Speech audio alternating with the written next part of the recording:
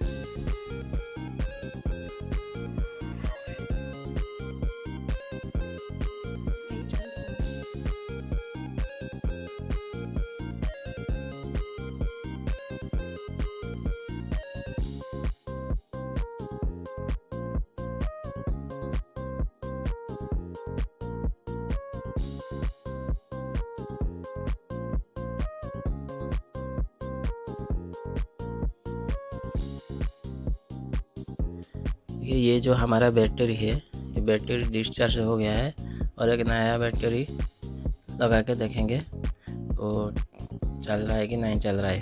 और इसका जो मॉस्क्यूटो का नेट में जो जाके कनेक्ट हुआ है वायर, उसमें भी थोड़ा कार्बन हो गया है, उसको निकाल के और एक बार कनेक्शन करेंगे।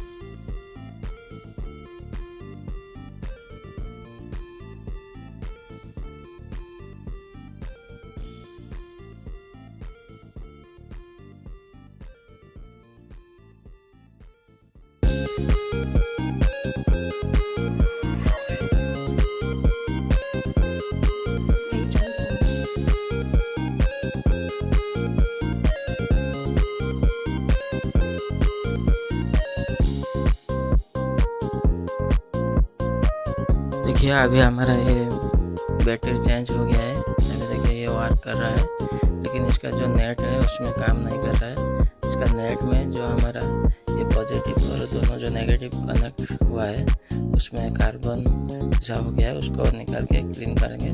क्लीन करने के बाद हमारा जो मॉस्किटो नेट है वो ठीक से काम करने लगेगा।